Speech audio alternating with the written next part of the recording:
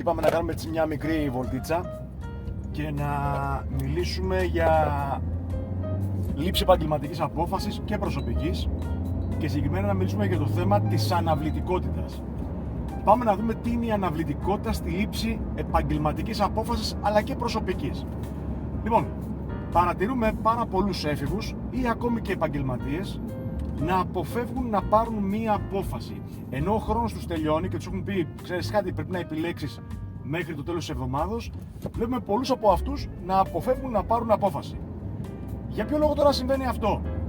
Καταρχάς, να πούμε το εξής, ότι αρκετοί, όταν βλέπουν έναν έφηβο κατά κύριο λόγο, ίσως και ενήλικα επαγγελματία, τον χαρακτηρίζουν εύκολα ως τεμπέλη. Λένε ότι είναι τεμπέλης, λέει, βαριέται, δεν θέλει να ασχοληθεί, δεν θέλει να πάρει μία απόφαση. Η αλήθεια είναι όμως η εξής, ότι δεν μπορούμε να χαρακτηρίσουμε με βάση την ψυχολογία τόσο εύκολα έναν έφηβο, ακόμα και έναν ενήλικα, ως τεμπέλη ή ως αδιάφορο.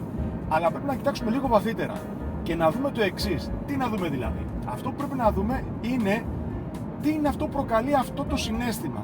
Μήπως αυτό το συναίσθημα με βάση πάντα την ψυχολογία είναι αυτό που θα προκύψει από την απόφαση?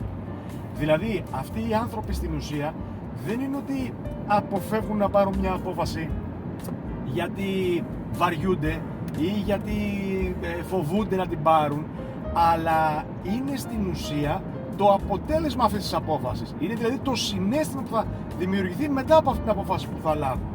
Τι θέλω να πω? Πάρα πολλοί παρατηρείται να κάνουν το εξής, να φοβούνται να πάρουν μια απόφαση για τις συνέπειες που μπορεί να έχει αυτή η απόφαση στη ζωή τους, στην επαγγελματική του ζωή, αλλά και στην προσωπική. Άρα λοιπόν, η αναβλητικότητα στη λήψη απόφασης, στη λήψη επαγγελματικής απόφασης, δεν σημαίνει απαραίτητα τεμπελιά. Δεν το αποκλείουμε, δεν σημαίνει όμως απαραίτητα τεμπελιά. Η ψυχολογία λέει ότι πίσω από αυτή την αναβλητικότητα κρύβονται συναισθήματα ενοχής, φόβου αποτυχίας, ότι δεν θα κάνω πίσω τους σημαντικούς άλλους, ότι θα είναι λάθος και ότι κάτι θα μου συμβεί αν πάρω αυτή την απόφαση.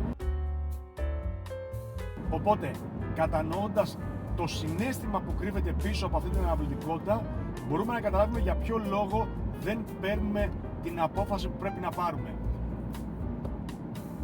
Θέλω να μου αφήσετε σχόλια από κάτω. Θέλω να μου πείτε κι εσείς εάν είστε άνθρωποι αναβλητικοί και τι έχετε κάνει ή αν ήσασταν αναβλητικοί και τι έχετε κάνει για να ξεπεράσετε την αναβλητικότητά σας. Αφήστε μου σχόλια κάτω στο βίντεο.